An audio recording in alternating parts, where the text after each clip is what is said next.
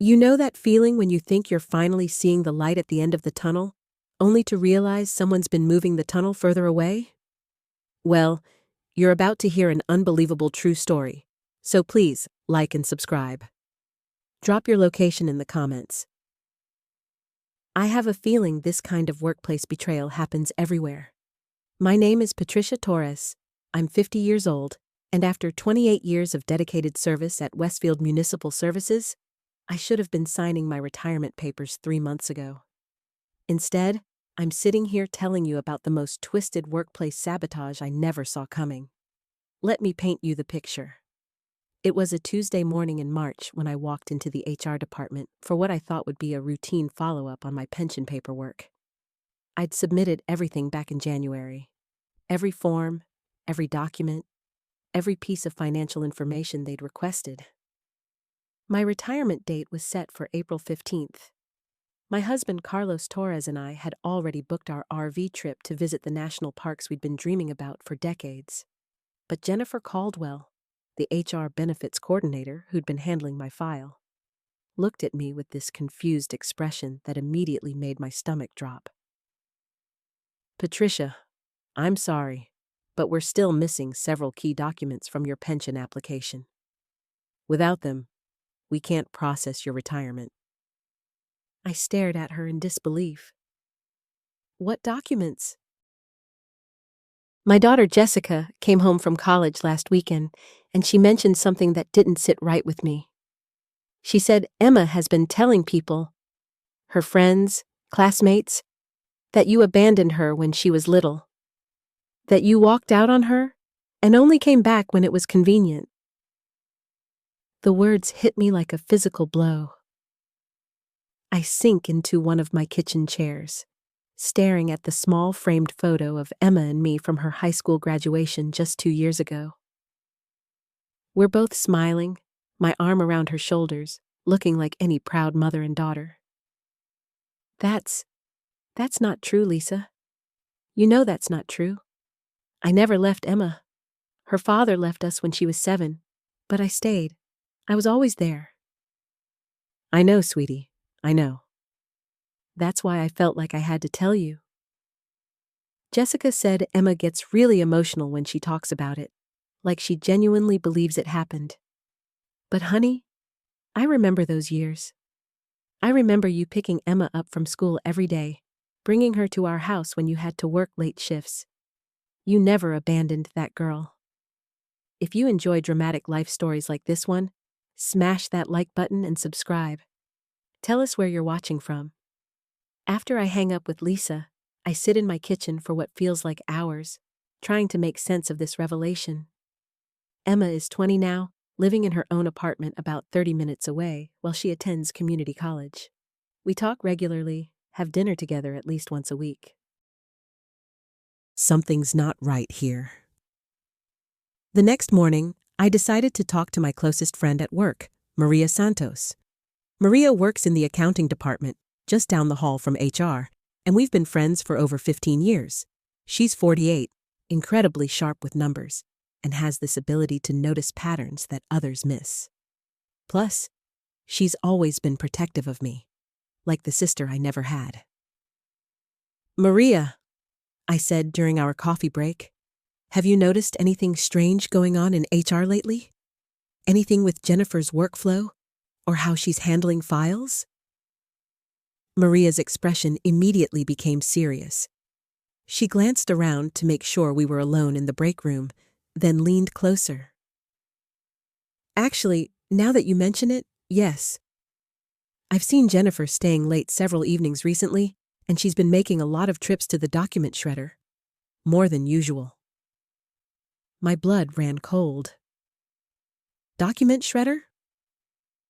I thought it was odd because most of our records are going digital now. Why would she be shredding so much paperwork?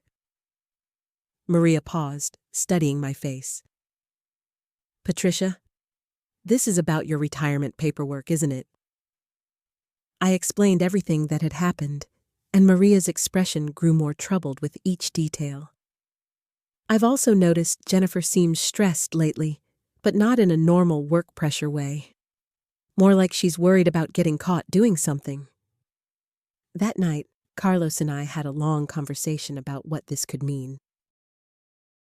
If Jennifer really is sabotaging your retirement, he said, we need to figure out why. Is she just disorganized and covering up her mistakes? Or is there something more deliberate going on? Over the next few days, I started paying closer attention to Jennifer's behavior. I noticed she seemed nervous whenever I approached her desk. She'd quickly minimize whatever was on her computer screen and give me these forced, overly bright smiles that felt completely fake. Then Maria came to me with information that made everything click into place. Patricia, I was working late last night on the quarterly reports when I saw Jennifer in the HR office around 8 p.m. She was going through filing cabinets, and when she saw me through the glass door, she looked absolutely panicked. But here's the really suspicious part. I saw her putting documents into her personal briefcase. The pieces were starting to form a terrible picture, but I needed to understand the full scope of what was happening. I decided to request copies of all correspondence related to my retirement application. That's when I discovered something that made my hands shake with anger. According to the official records, several of my documents had been received and logged into the system, but then marked as incomplete or requiring revision weeks later. Always with Jennifer's initials and always on dates when I knew I hadn't been contacted about any problems. But what I discovered next changed everything. I found a pattern in the timestamps that made my stomach drop. Jennifer had been systematically marking my documents as incomplete every time I was out of the office. During my doctor's appointments, my vacation days, even the day I'd been home sick with the flu. She knew I wouldn't be there to immediately respond or catch the errors she was creating. I printed everything out with shaking hands and drove straight to Carlos's house. He was in his garage working on his motorcycle when I arrived, but one look at my face had him wiping his hands on a rag and giving me his full attention. Carlos, look at this. I spread the papers across his workbench.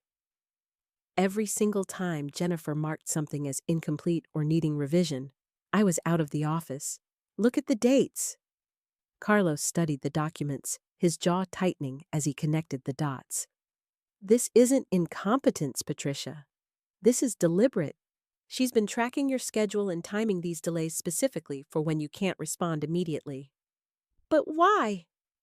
My voice cracked with frustration. Why would she want to keep me from retiring? It doesn't make sense. Maybe she's afraid of having to train someone new for your position?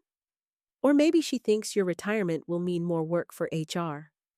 Carlos suggested, but even he didn't sound convinced. Either way, this is documentation of deliberate sabotage. The next morning, I went straight to Maria's desk before Jennifer arrived. Maria was always an early bird, getting to the office by 7:30 to have quiet time for her more complex tasks.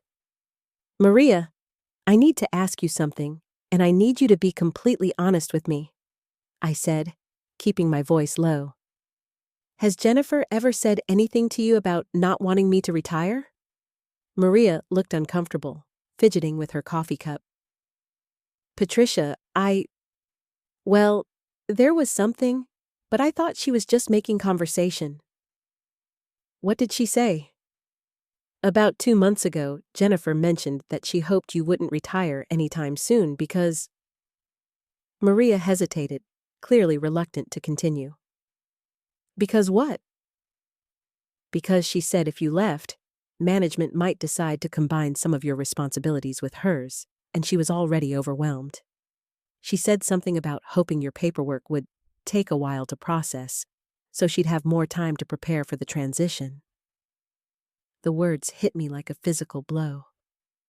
She actually said she hoped my paperwork would take a while? I thought she just meant the normal processing time, Maria said quickly. I never imagined she would actually... Patricia, you don't think she's been deliberately delaying things, do you? I know she has. I pulled out the copies I'd made. Look at this pattern, Maria. Every delay corresponds to a day I was out of the office. Maria studied the papers, her expression growing more horrified by the minute. Oh my God! Patricia, this is really serious. She could lose her job over this. She should lose her job over this, I said, surprised by the steel in my own voice. Maria, I need to know, have you seen her actually destroy any of my documents? Maria was quiet for a long moment, clearly wrestling with her conscience. I can't be 100% certain they were your documents, she said finally. But last week, when I saw her at the shredder late in the evening, she had a file folder. When she saw me watching, she quickly closed it, but I caught a glimpse of your name on one of the papers. My hands clenched into fists. She's been shredding my original documents. It looks that way. Patricia, what are you going to do? Before I could answer, we heard Jennifer's voice from the elevator, chatting with someone about her weekend plans. Maria and I quickly separated, but not before Maria whispered, Whatever you decide to do, I'll back you up. I spent the morning at my desk, trying to work normally while my mind raced. Every time Jennifer walked past, I felt a surge of anger mixed with disbelief. How could someone I'd worked alongside for years do this to me? Around lunchtime, Carlos called. I've been thinking about this situation all morning, he said without preamble. You need to document everything before you confront anyone officially. Do you have access to your digital personnel file? I should be able to request it from IT. Do that today. Get copies of everything, every submission, every revision request, every communication. And Patricia? Don't let Jennifer know what you're doing. If she realizes you're onto her, she might destroy more evidence. That afternoon, I made the request to IT for complete copies of all my digital records. While I waited, I caught Jennifer watching me several times with an expression I couldn't quite read. Nervous, maybe even scared. Around 4 o'clock, Maria appeared at my desk with a manila envelope. The IT records you requested, she said loudly enough for Jennifer to hear. But she leaned closer and whispered, Plus something else you need to see. Don't look at it until you get home. My heart was pounding as I packed up my things at the end of the day. Whatever Maria had found, it was big enough that she didn't want to discuss it in the office. At home, I opened the envelope with trembling fingers. The IT records showed the same pattern of manipulation I'd already discovered, but at the bottom was a handwritten note from Maria. I made copies of Jennifer's computer screen when she thought no one was looking. The attached photos show she's been keeping a separate file on your retirement case. The printed photos were grainy, but clear enough to make out a document on Jennifer's computer screen titled Patricia Retirement Delay Strategies. Below that was what looked like a timeline with dates and actions. But the last photo made my blood run cold. It showed an email draft on Jennifer's screen, and I could just make out enough words to understand that Jennifer wasn't working alone. I stared at the grainy photo until my eyes burned, trying to make out more details in that email draft. The fragments I could read made my stomach churn. Discussed timeline. And additional delays recommended. But it was the partial signature line that made me sink into my kitchen chair with a gasp. The email was addressed to someone higher up in the company hierarchy. This wasn't just Jennifer acting on her own petty impulses. Someone above her was directing this sabotage, and that realization changed everything. My hands shook as I set the photo down and tried to process what this meant. How high up did this go? And more importantly, why was my retirement so threatening to them that they'd orchestrate this elaborate scheme? I spent the entire evening pacing my apartment, alternating between fury and fear. The fury was easier to handle. It gave me energy, made me want to fight back. But the fear was paralyzing. If this involved management, what chance did I have of getting justice? They could destroy my career, my reputation, maybe even find grounds to fire me before I could retire at all. The next morning, I arrived at work early, hoping to catch Maria before Jennifer showed up. I found her in the break room, looking as anxious as I felt. "Did you look at everything?" Maria asked, glancing toward the door. "I saw enough." "Maria, this is bigger than we thought. There's someone else involved, someone higher up." Maria's face went pale. "I was afraid of that. Yesterday after you left, I saw Jennifer talking to someone on the phone.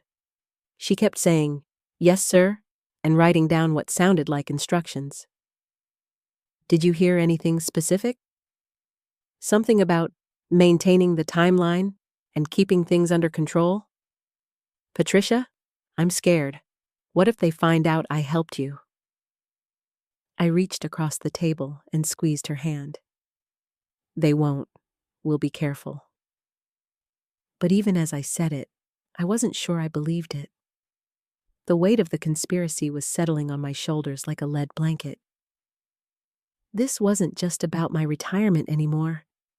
It was about corruption within the company, about powerful people manipulating the system for reasons I couldn't even fathom.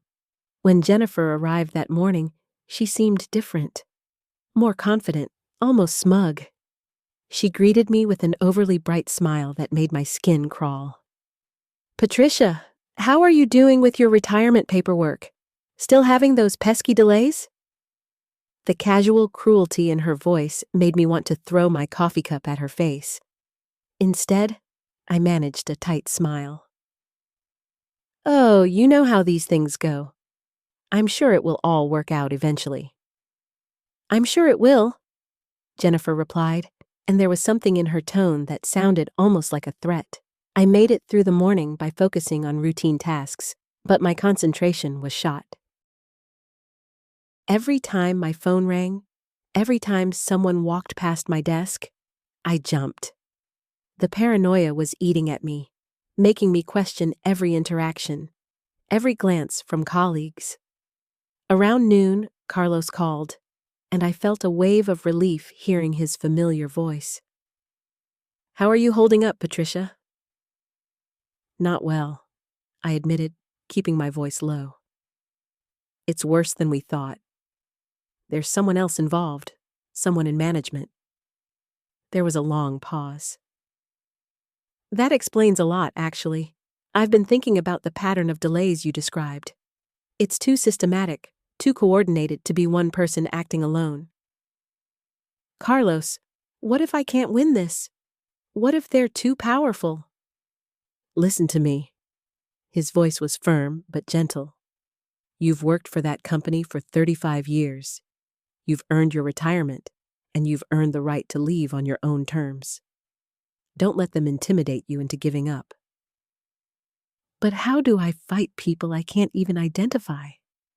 "One step at a time. You document everything, you build your case, and you find the right person to take it to.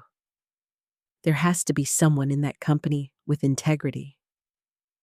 After we hung up, I sat staring at my computer screen, trying to summon the courage Carlos seemed to think I had. The afternoon dragged by, each hour feeling like an eternity. As 5 o'clock approached, I watched Jennifer packing up her things. She seemed unusually eager to leave, checking her phone repeatedly and glancing at the clock. When she finally headed for the elevator, I felt some of the tension leave my shoulders. But then Maria appeared at my desk, her face white with fear. "Patricia, I just overheard Jennifer on the phone in the parking lot. She was talking about a meeting tomorrow morning. Something about phase 2 and more aggressive measures." My blood turned to ice. "What kind of aggressive measures?" "I don't know, but Patricia..." Maria's voice dropped to barely a whisper. "I think they know that we know. The words hit me like a physical blow. I gripped the edge of my desk, feeling the room spin slightly around me. How could they know? I whispered, though even as I asked, I realized how naive the question was. Of course they would notice changes in behavior, especially if there really was someone in management involved. Maria glanced around nervously. I don't know, but Jennifer mentioned your name specifically, and she said something about documentation that needed to be handled before it became a problem. My heart hammered against my ribs. The evidence I'd been carefully collecting, the notes I'd been making, if they destroyed those, I'd have nothing. Worse, if they decided to escalate their tactics, I could find myself facing accusations of poor performance or insubordination. At my age, getting fired would be devastating. Maria, you need to be careful. If they suspect you've been helping me, I know the risks, she said quietly. But I can't just stand by and watch them destroy your life. You don't deserve this, Patricia. After Maria left, I sat alone in the increasingly empty office, trying to think clearly through my panic. The smart thing would probably be to go home, keep my head down, and hope they'd eventually process my retirement paperwork correctly. But something Carlos had said earlier kept echoing in my mind. I'd earned the right to leave on my own terms. I made a decision that surprised even me. Instead of going straight home, I stayed late and began making copies of every document I had, every note I'd taken, every email that seemed suspicious. If Jennifer and her mysterious management ally were planning something more aggressive, I wasn't going to make it easy for them. The building had grown eerily quiet by the time I finished.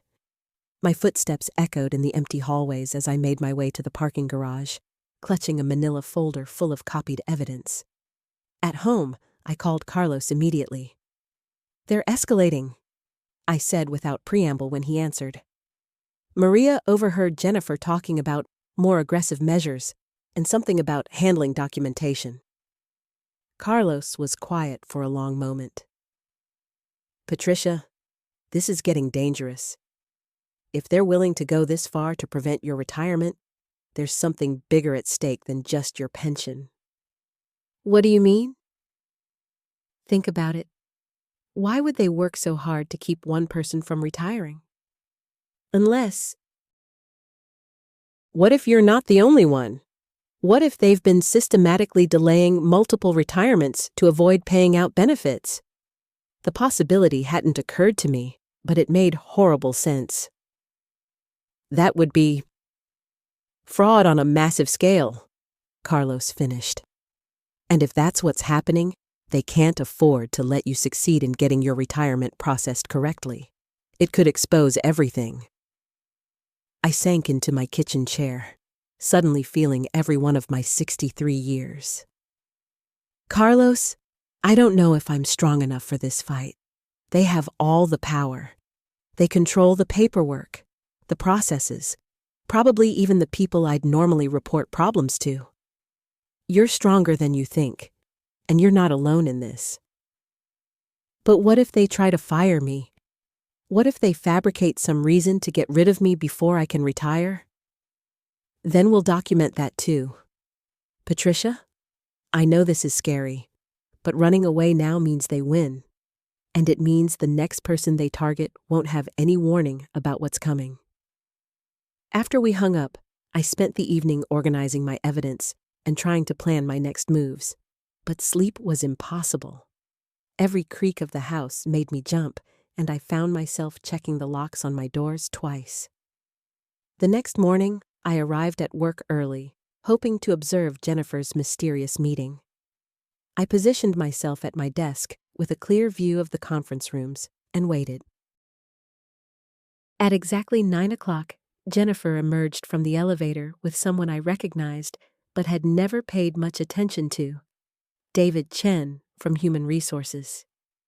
They walked together toward the small conference room at the end of the hall, speaking in low, urgent tones. My blood ran cold as I watched them through the glass walls. David was taking notes while Jennifer gestured emphatically, occasionally pointing in the direction of my desk. Whatever Phase 2 entailed, they were clearly planning it in detail. 20 minutes later, they emerged, and Jennifer looked directly at me with a smile that was pure malice. She whispered something to David, who nodded and headed back toward the HR department. I tried to focus on my work, but my hands were shaking so badly I could barely type. When my phone rang an hour later, I nearly jumped out of my skin. Patricia Rodriguez? This is David Chen from Human Resources. I need to schedule a meeting with you for this afternoon. 2 o'clock in Conference Room B. My mouth went dry. What's this regarding? We'll discuss that during the meeting. Please bring any personal items you might have stored in your desk. The line went dead, and I stared at the phone in horror. Bringing personal items could only mean one thing. They were planning to fire me. I grabbed my purse with trembling hands and rushed to the restroom, my heart pounding so hard I thought it might burst. In the privacy of the stall, I called Carlos, my fingers barely able to dial his number. Patricia? What's wrong? You sound terrified. They're firing me, I whispered, barely able to get the words out. HR called. I have to meet with them at 2 o'clock and bring my personal belongings. Slow down. Tell me exactly what happened. I explained about Jennifer's meeting with David Chen, the way she'd looked at me afterward, and the ominous phone call. Carlos, I can't lose this job. Not now, not like this. I need those retirement benefits. Listen to me carefully, Carlos said, his voice steady and reassuring. This might actually be desperation on their part.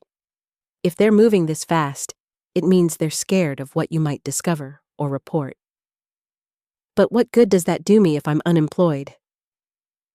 Before that meeting, you need to document everything. Send yourself emails with all the evidence, make copies, and most importantly, call Sophia. Sophia? My daughter's name caught me off guard. Why would I involve her in this mess? Because she's a lawyer, Patricia.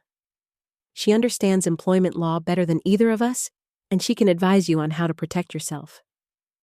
The thought of calling Sophia filled me with dread. We'd been walking on eggshells around each other ever since our argument about Miguel's drinking. She'd made it clear she thought I was enabling him, and I'd accused her of being heartless toward her own brother. We'd barely spoken in 2 months, except for terse, polite exchanges. Carlos, I don't know. Sophia and I... Things have been difficult between us lately. This is bigger than whatever argument you two had. She's your daughter, and when it comes down to it, family protects family. After hanging up, I spent the next hour taking photos of documents with my phone and emailing everything to my personal account.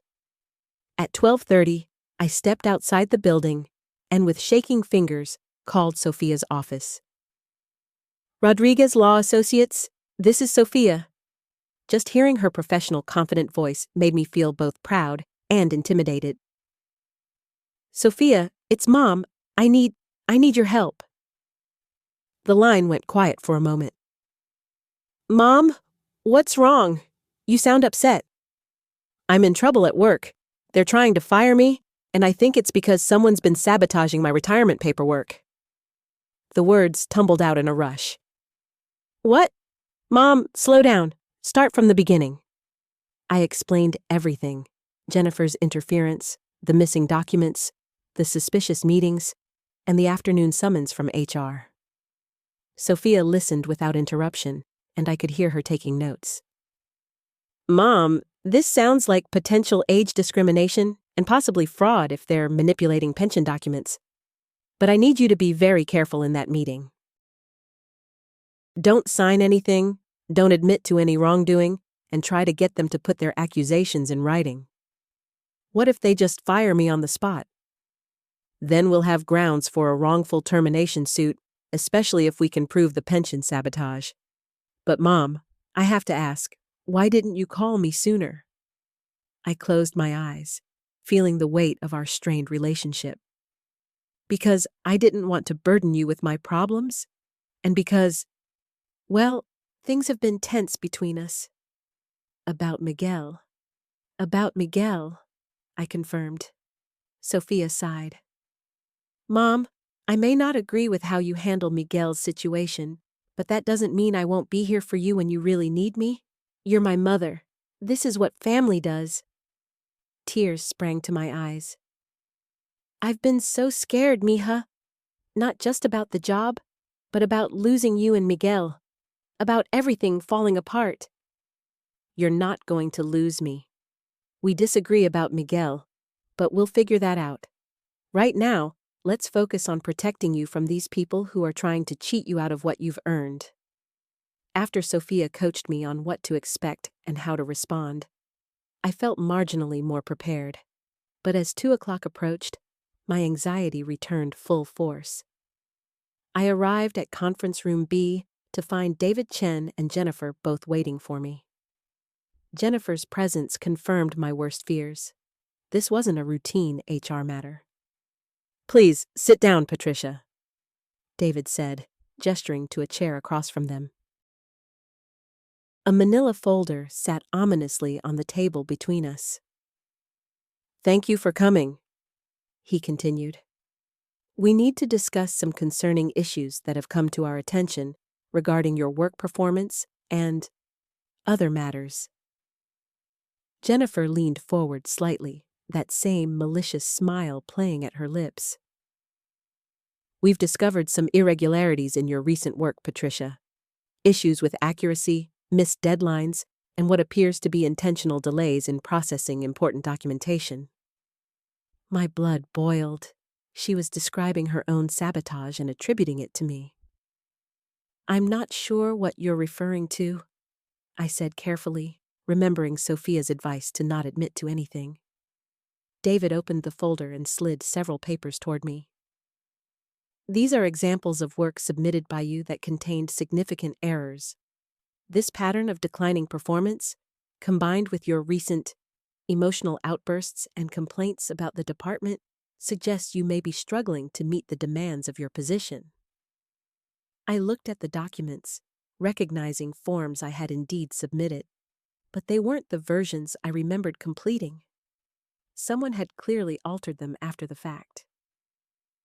I'd like to review these more carefully, I said, and I'd like copies for my records.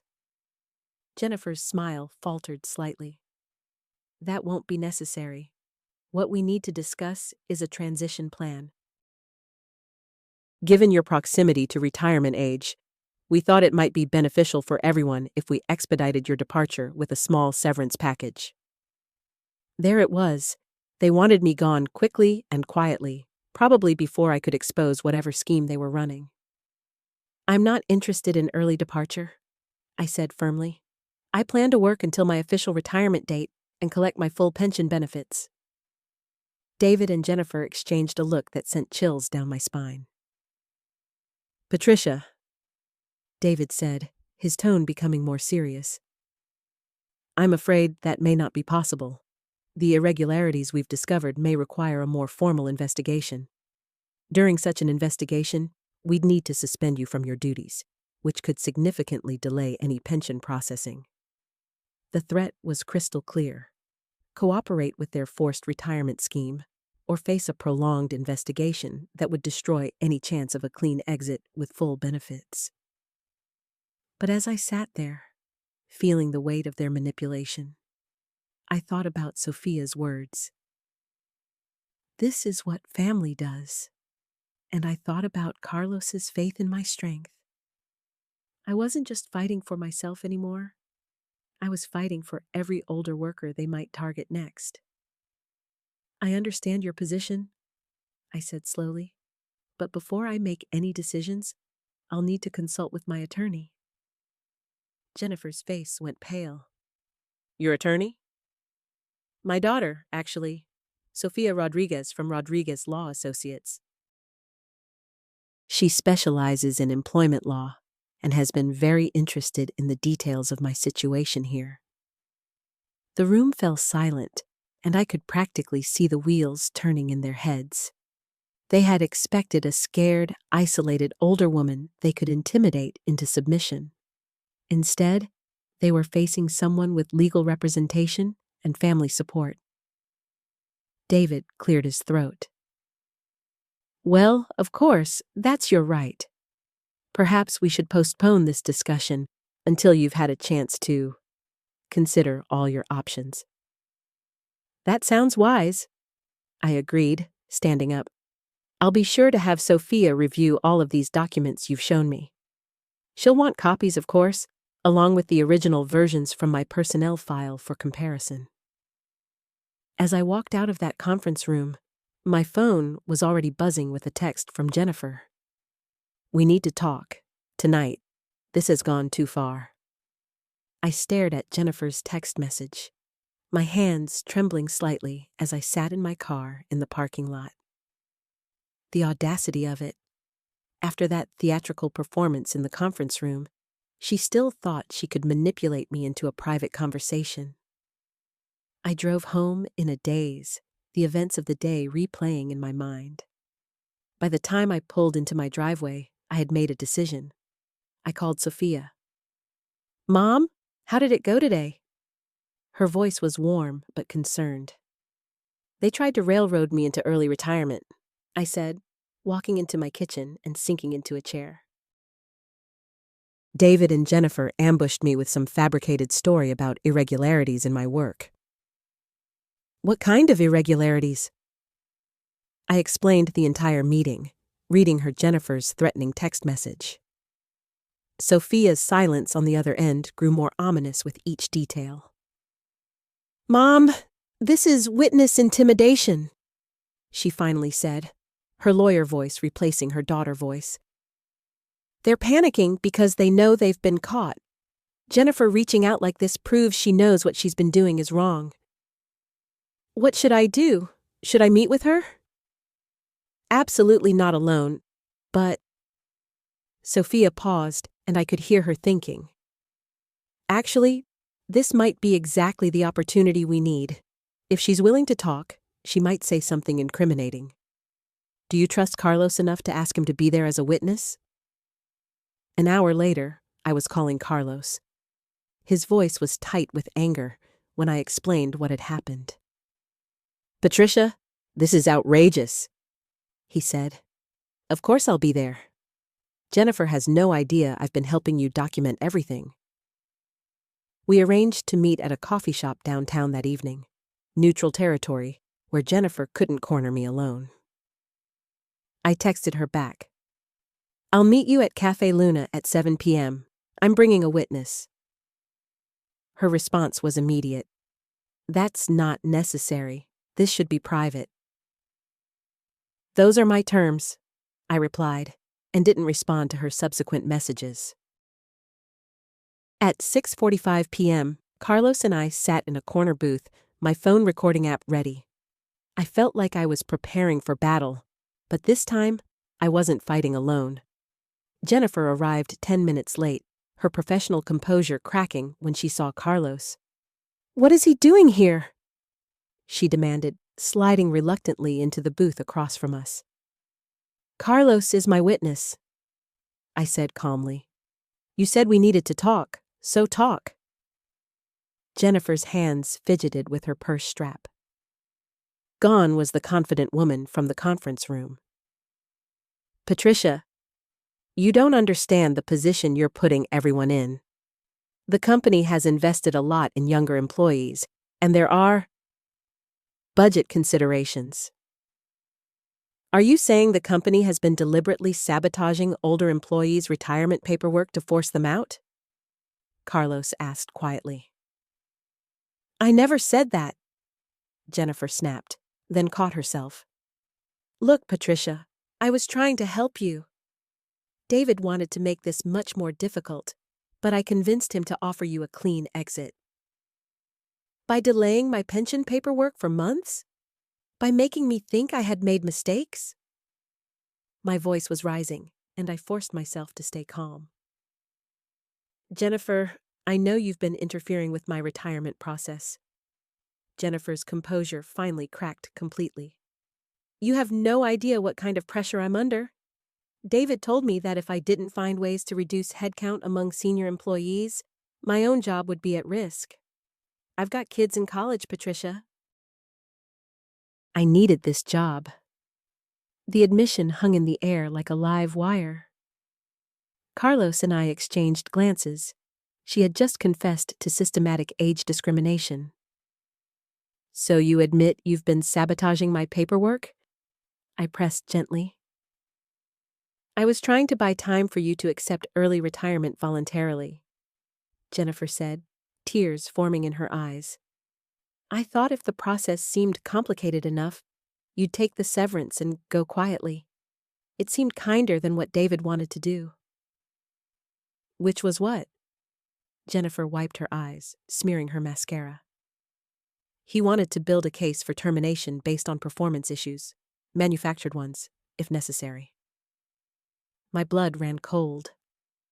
Carlos reached across the table and squeezed my hand. Jennifer, I said quietly, how many other people has this happened to? She was quiet for a long moment, staring into her untouched coffee. 7 others in the past 2 years. They all took early retirement packages. And if I don't? Jennifer looked up at me with genuine fear in her eyes. David's already talking about bringing in outside investigators to examine your work. He has friends at consulting firms who specialize in building termination cases. Patricia, if you fight this, he'll destroy your reputation and make sure you never see a penny of your pension. The cafe suddenly felt suffocatingly small. This wasn't just about my retirement anymore. It was about a systematic campaign against older workers, and I had apparently become the test case for how far they could push their intimidation tactics. What are you asking me to do? I said. Take the early retirement package. It's not as much as your full pension, but it's something, and it's better than what David will put you through if you stay. Carlos spoke up, his voice deadly calm. And what about you, Jennifer? Are you comfortable being part of this? Jennifer's face crumpled. I hate myself for it, but I can't lose my job. I can't. As we left the cafe that night, my mind was reeling with the implications of what Jennifer had revealed. But one thing had become crystal clear. David wasn't going to stop with me. And tomorrow, I had a choice to make that would affect not just my future, but potentially every older worker at the company. When I got home, there was an email waiting from David, marked urgent. Patricia, we need to finalize your transition plan by tomorrow afternoon. Please report to HR at 9 a.m. sharp. This matter requires immediate resolution. The battle lines were drawn, and time was running out. I sat at my kitchen table until nearly midnight, staring at David's email on my laptop screen. The cursor blinked in the reply field, but I had no words. My hands trembled slightly, whether from anger, fear, or exhaustion. I couldn't tell anymore.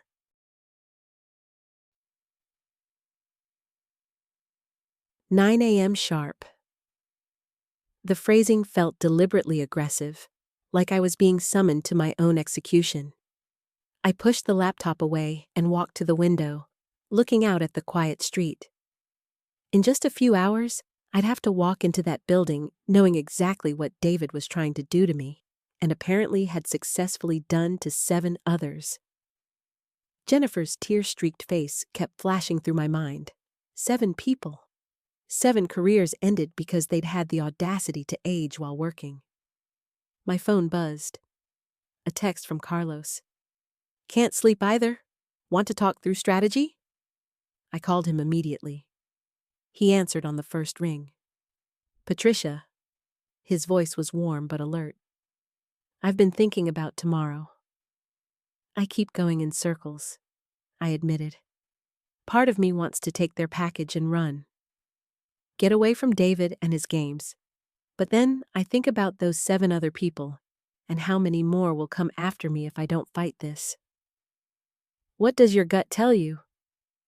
I sank into my favorite armchair, the one I'd imagined reading in during retirement. That I'm terrified.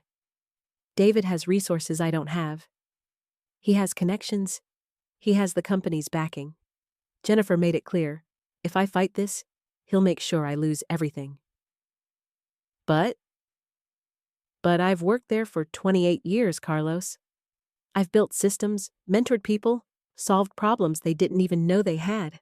The idea that David can just erase all of that because he wants to save money on my salary? My voice cracked. It makes me sick. There was a long pause. Then Carlos said quietly, "You know what I think you should do tomorrow?" "What?" "Go in there and listen. Really listen to what David says, how he says it. Don't commit to anything. Don't sign anything. Just gather information. Jennifer already told us everything." Jennifer told us her version, but David doesn't know that yet. Let him talk. Let him think he's in control. People like David can't resist explaining their own cleverness. I felt something shift inside me, a small spark of determination replacing some of the fear. "You think he'll incriminate himself?" "I think David's arrogant enough to believe he's untouchable, and arrogant people make mistakes." After we hung up, I managed to sleep for a few restless hours. I woke before my alarm, dressed carefully in my best suit, armor for battle, and arrived at the office 15 minutes early. David was waiting in the conference room with Jennifer, who couldn't meet my eyes. He looked supremely confident, papers spread before him like a general planning a campaign. "Patricia," he said with false warmth. "Please, sit down. I think you'll find our offer quite generous." I sat, keeping my expression neutral. "I'm listening. As you know, the company is restructuring. Your position, while valuable, is being eliminated. However, in recognition of your years of service, we're prepared to offer you a very attractive early retirement package." He slid a document across the table. The numbers were lower than Jennifer had indicated, and the language was filled with clauses that seemed designed to prevent me from ever working in the industry again. "This is quite different from what we discussed before," I said carefully. David's smile tightened almost imperceptibly. "Business needs change rapidly, Patricia. This offer reflects current market realities. And if I don't accept?" Here it was, the moment Carlos had predicted. David leaned back in his chair, his confidence radiating. "Well, that would be unfortunate.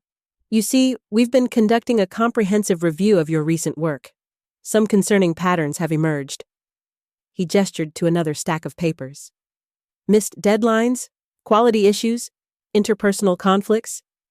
It paints a picture of someone who may no longer be suited for the demands of modern business." Jennifer shifted uncomfortably in her seat, still not looking at me.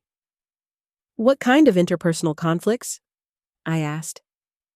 "Reports from colleagues about your resistance to new methods, your difficulty adapting to change. These are serious performance issues, Patricia." My heart pounded, but I kept my voice level. "I'd like to see these reports." "That won't be necessary. The documentation is quite thorough." David's tone grew colder. "Patricia, I'm trying to help you here. Take the package. Leave with dignity. Because if you force us to proceed with a performance-based termination, well," he spread his hands in a gesture of false regret, "you'll leave with nothing but a very unflattering explanation for future employers." The room fell silent. Jennifer was studying her hands like they held the secrets of the universe. David watched me with the satisfied expression of someone who believed he held all the cards. "How many others have you had this conversation with?" I asked quietly. For the first time, David's composure flickered. "I'm not sure what you mean." This same offer, this same conversation. How many others? Patricia, you're not understanding the situation. I understand perfectly. I stood up, leaving his papers on the table. I need some time to consider this. Time is a luxury we don't have, David said sharply. This offer expires at 5 p.m. today. As I walked toward the door, Jennifer finally looked up. Her eyes were filled with guilt and something else, what looked like hope. I'll have my answer by 5, I said, and left them sitting there. But as I walked back to my desk, my phone was already buzzing with a text from Carlos. How did it go? Ready for phase 2? Phase 2, because apparently we weren't done yet. I texted Carlos back. Meeting went exactly as you predicted. They want me gone by 5 p.m. His response came immediately. Perfect. Meet me in the parking garage in 10 minutes. Bring your personal items. As I gathered my few personal belongings from my desk, a coffee mug, a small plant, some photos, I felt strangely calm. Maybe it was because I finally understood what I was dealing with. Maybe it was because I wasn't facing this alone anymore. The parking garage was dim and cool. Carlos was waiting by his car, holding a manila envelope. You look surprisingly zen for someone who just got threatened, he said. I keep thinking about Jennifer's face in that room. She looked miserable. Guilt has a way of eating at people. Carlos handed me the envelope. Speaking of which, your daughter called me this morning. I nearly dropped the envelope. What?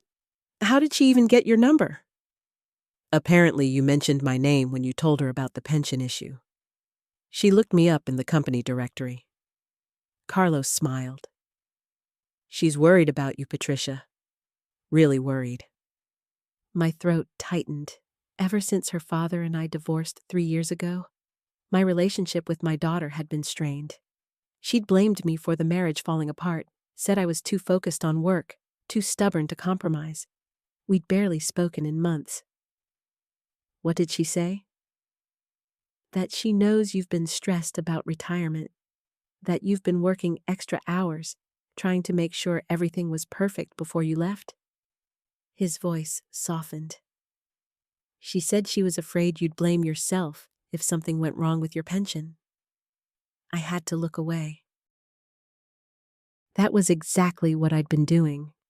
Working late, double-checking everything, losing sleep over details that should have been routine. She wants to help, Carlos continued. I told her we had things under control, but she insisted on knowing what was happening. She's smart, Patricia. She figured out pretty quickly that someone was interfering with your paperwork. I don't want her involved in this mess. Too late for that. She's already involved because she cares about you. Carlos leaned against his car. She told me something else, about why she's been distant lately. I waited, not sure I wanted to hear this. She said she was angry because she thought you were choosing work over family again. But when she realized someone was sabotaging your retirement, stealing time from your life, she understood that you weren't choosing work. Work was being forced on you. The words hit me harder than David's threats had. All those months of my daughter's cold responses to my calls, her brief visits, her obvious frustration when I talked about work problems, she hadn't been rejecting me. She'd been protecting herself from watching me disappear into my career again. Carlos, I need to call her. After we finish this, she made me promise to make sure you don't get railroaded. He gestured to the envelope. These are copies of everything David's been hiding. Jennifer's tampering, the fake performance reports, even some emails showing they've done this to at least 3 other people in the past 2 years. I stared at the envelope. How did you get all this? Let's just say David's not as careful with his digital footprint as he thinks he is. And Jennifer left her computer unlocked yesterday when she went to lunch. Carlos's expression grew serious. Patricia, what they're doing isn't just unethical, it's fraud. They're stealing people's retirement benefits and forcing them into lower settlements. What do we do with this? We have two choices. We can take it to corporate HR and let them handle it internally, which means David and Jennifer might get fired, but the victims won't necessarily get justice. Or, he paused. We can take it to the State Insurance Commission and the Labor Department. Make this a real investigation. The weight of the decision settled on me. Jennifer had sabotaged my paperwork, but she was also clearly being pressured by David. She was young, probably scared of losing her job. David, on the other hand, had been systematically targeting people like me, older employees close to retirement, people who'd worked hard their whole lives and deserved better. If we go to the state, what happens to Jennifer? She'll probably lose her job either way, but if she cooperates with the investigation, she might avoid criminal charges. My phone buzzed. A text from David. Patricia, I need your decision in writing by 4 p.m. now, not 5. Please don't make this more difficult than necessary. The pressure tactic was so transparent it was almost insulting. I showed Carlos the message. Desperate, he said. Which means our evidence is probably more damaging than I thought. Another buzz. This time, it wasn't David. It was my daughter. Mom, Carlos told me what's happening. I'm driving over. Don't sign anything until I get there. Carlos saw my expression. I might have mentioned that you were meeting with them today. She's 2 hours away. Not if she's been driving since this morning. Carlos checked his watch. She should be here in about 20 minutes. I felt a mix of panic and warmth. My daughter, who'd barely spoken to me in months, was dropping everything to drive across the state because someone was threatening my future. I can't let her see me like this, weak, being pushed around. Patricia. Carlos's voice was firm. She's not coming because you're weak. She's coming because she loves you, and she's finally realized that your problems at work were never about choosing a job over your family. They were about fighting for your family's security. The truth of that hit me.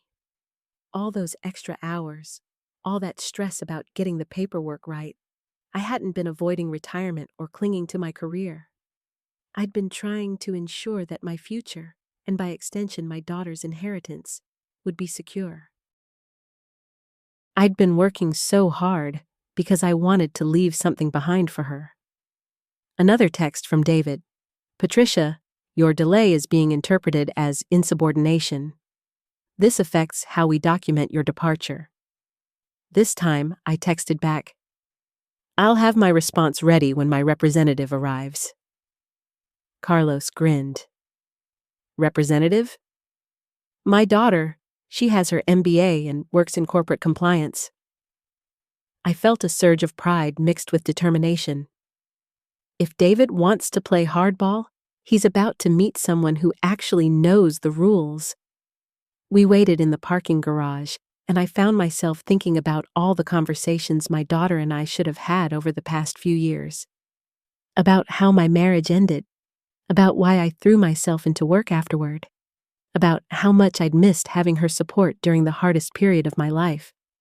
When her car pulled into the garage 20 minutes later, I saw something in her face I hadn't seen in years. Fierce protectiveness. She wasn't just coming to help with a work problem. She was coming to fight for her mother. But as she walked toward us, my phone rang. It was Jennifer, and she sounded like she was crying. Patricia, please don't go to your meeting this afternoon. Please. David doesn't know I'm calling you, but... Her voice broke. I can't let him do this anymore. My heart stopped. Jennifer calling me, crying, telling me not to go to the meeting. This was bigger than I'd realized.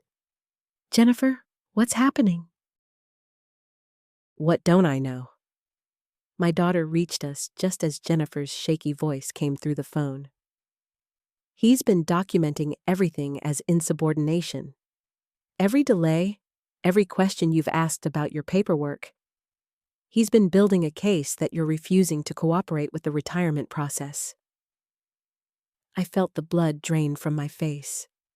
My daughter grabbed my arm, her eyes wide with concern. Carlos moved closer so he could hear. "But that's not what happened," I said. "I've been asking for corrections to mistakes in my file." "I know." Jennifer's voice cracked. "But David has been writing it up differently. He's claiming you've been making unreasonable demands and refusing to accept the retirement package as offered. Patricia, if you don't sign today, he's going to recommend that your retirement be processed as a termination for cause." The parking garage seemed to spin around me. My daughter's grip on my arm tightened. "What does that mean exactly?" my daughter whispered urgently. "It means reduced benefits," I managed to say. "Possibly no pension at all." Carlos looked furious. "This is extortion," Jennifer continued, her words rushing together. "I have copies of everything, Patricia. The real timeline, the documents he altered, the emails where he told me to delay processing your requests. I printed everything this morning after our conversation. I can't be part of this anymore." I looked at my daughter, seeing my own shock reflected in her face. This wasn't just workplace politics or bureaucratic incompetence. This was deliberate, calculated sabotage of my future. "Jennifer, where are you now?" I asked. "I'm in my office, but David is expecting me to join the meeting with you in an hour. He wants me there to verify his timeline of events." Her voice dropped to almost a whisper. "I can't lie anymore. But if I tell the truth in that room, I'll lose my job." My daughter held out her hand for the phone. After a moment's hesitation, I gave it to her. "Jennifer, this is Patricia's daughter. I work in corporate compliance. What David is doing isn't just wrong, it's illegal. Do you have copies of the original documents showing the correct information?" "Yes, but..." "And you have proof that he instructed you to alter or delay Patricia's paperwork?" "Email instructions, but I could get fired." My daughter's voice became gentle, but firm. "Jennifer, you're already in an impossible position. David has involved you in something that could destroy Patricia's future. The question isn't whether this will come out. It's whether you want to be seen as a victim of his manipulation or a willing participant." I watched my daughter handle this crisis with a competence that filled me with pride and regret. Pride in who she'd become, regret that I'd been too stubborn to ask for her help sooner. Carlos touched my shoulder. "What are you thinking?" "I'm thinking I've been fighting this alone for too long." I took the phone back. "Jennifer, can you meet us somewhere private before the official meeting? Somewhere David won't see us?" "There's a coffee shop 3 blocks from the office. But Patricia, if David finds out, he's already destroyed your working relationship by putting you in this position," I said. "At least this way, we can make sure the truth comes out." After we hung up, my daughter looked at me with an expression I hadn't seen since she was a child. Complete focus and determination to protect someone she loved. "Mom, I need you to tell me everything. Every conversation, every document, every date. We're going to build a timeline that shows exactly what David did and when." "Sweetheart, this could take hours." "Then it takes hours." She squeezed my hand. "I should have been here for you months ago. I'm not letting anyone steal your future." Carlos nodded toward his car. "Jennifer is risking everything to help you. Your daughter drove 2 hours to fight for you. Patricia, you're not as alone as you thought." As we drove toward the coffee shop, I realized that everything I'd been afraid of, seeming weak, needing help, burdening my family, had already happened. But instead of the catastrophe I'd imagined, I'd found something I'd forgotten existed. People who would stand with me when everything was at stake. My phone buzzed with another text from David. Meeting moved up to 2 p.m. Final offer. No more delays. But this time, looking at my daughter's determined face and thinking about Jennifer's courage in speaking up, I wasn't afraid. David had underestimated something crucial. He'd assumed I was fighting alone. He was about to discover just how wrong he was. The coffee shop hummed with the quiet energy of afternoon regulars, steam rising from ceramic mugs while rain streaked the windows. I sat in the corner booth, my hands wrapped around a cup that had long since grown cold, watching my daughter Sarah spread documents across the small table with the methodical precision of someone who'd spent years organizing complex projects. "The pattern is clear when you see it laid out like this," Sarah said, her finger tracing a timeline she'd drawn on a napkin. "Every single delay corresponds to a date when you should have received processed paperwork." Carlos leaned forward, studying the makeshift evidence board. 3 months of systematic interference. This isn't incompetence, this is deliberate. The bell above the door chimed, and Jennifer stepped inside, her face pale and drawn. She clutched a manila folder against her chest like a shield, her eyes darting around the coffee shop before settling on our table. When she approached, I could see the toll of carrying David's secrets had etched itself into the tight lines around her eyes. "I brought everything," Jennifer said, sliding into the booth beside Carlos. Her voice barely rose above a whisper. "The original applications, the emails where David told me to review them more thoroughly, the corrected forms he made me file separately." Sarah reached across the table and gently took the folder. "Jennifer, I know this is scary, but you're doing the right thing." "Am I?" Jennifer's laugh held no humor. "I've been watching him do this to people for months. I told myself I was just following orders, but I knew. Deep down, I knew what he was really asking me to do." I studied this woman, who had become an unwitting accomplice in David's scheme. There was something familiar in her expression, the same exhausted resignation I'd felt when I first realized my retirement was being delayed, the same helpless anger that had kept me awake for weeks. "How many others?" I asked quietly. Jennifer's shoulders sagged. "At least 4 that I know of, maybe more. He targets people who are close to retirement, people who don't have family in the business world to ask the right questions." Carlos set his coffee down with more force than necessary. "People he thinks won't fight back." "Exactly." Jennifer opened the folder with shaking hands. "He told me Patricia would probably just accept the delays, that she seemed like someone who wouldn't make waves." Sarah's jaw tightened. "He was wrong about that." Looking at my daughter, really looking at her, I saw something I'd been too proud to notice before. The confidence in her posture, the way she commanded attention without raising her voice, the skill with which she'd guided Jennifer from terrified accomplice to willing witness. This wasn't the little girl who used to hide behind my legs during parent-teacher conferences.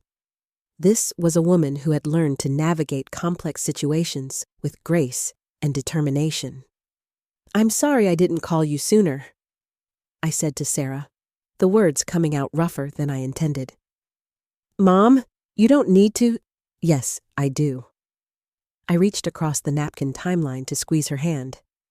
I was so focused on proving I could handle this alone that I forgot the difference between independence and isolation. Jennifer looked up from the documents she'd been sorting. "David counted on that. He told me once that people near retirement are proud, that they won't admit when they need help." "Well, he was half right," I said. "I am proud, but I've learned something important these past few weeks." I looked around the table at these 3 people who had chosen to stand with me. being proud doesn't mean facing everything alone. Sometimes it means being brave enough to let people who care about you help." Carlos smiled, the first genuine smile I'd seen from him since this whole mess began. "Took you long enough to figure that out." Sarah laughed, and the sound dissolved some of the tension that had been building in my chest since Jennifer arrived. "Dad always said you were the most stubborn person he ever loved." "Your father was a wise man," I said, feeling the familiar ache of missing him. "He also would have marched into David's office on day one and demanded answers. I spent so much time trying to handle this his way that I forgot I could handle it my way." "And what's your way?" Jennifer asked. I looked at the evidence spread across our table: emails, forms, timelines, proof of David's systematic abuse of power. Then I looked at the people who had helped me gather it. My daughter, who had driven hours to fight for me. My friend, who had refused to let me face this alone. And a woman who had risked her job to do what was right. "My way is making sure this never happens to anyone else," I said. Jennifer's phone buzzed. She glanced at the screen and went even paler. "David, he's looking for me. The meeting is in 20 minutes, Sarah finished, checking her own phone. "Are you ready for this, Mom?" I thought about David's text, his assumption that I would accept his final offer, his certainty that I would back down rather than fight. 3 months ago, he might have been right. 3 months ago, I was a different person, someone who carried burdens alone and mistook isolation for strength. "I'm ready," I said, standing and gathering the documents. David made one crucial mistake. "What's that?" Carlos asked. He assumed I was fighting his battle on his terms. I looked at each of them, Sarah with her fierce determination, Carlos with his steady loyalty, Jennifer with her newfound courage. But this was never about just me. It's about every person he's done this to, and every person he might do it to in the future. As we prepared to leave the coffee shop, Jennifer touched my arm. "Patricia, what if he fires me?" "Then we'll deal with that too," I said. "You're not alone in this anymore." Walking toward the parking lot, Sarah fell into step beside me. "Mom, I'm proud of you." "For what?" "For teaching me that sometimes the bravest thing you can do is ask for help." The rain had stopped, and weak afternoon sunlight filtered through the clouds. In 20 minutes, I would walk into that conference room and face David with the truth of what he'd done. But I wouldn't be walking in alone, and I wouldn't be walking in afraid. David had spent 3 months trying to steal my future. It was time to show him that some things, integrity, family, the courage to stand up for what's right, couldn't be delayed or denied. It was time to get my life back.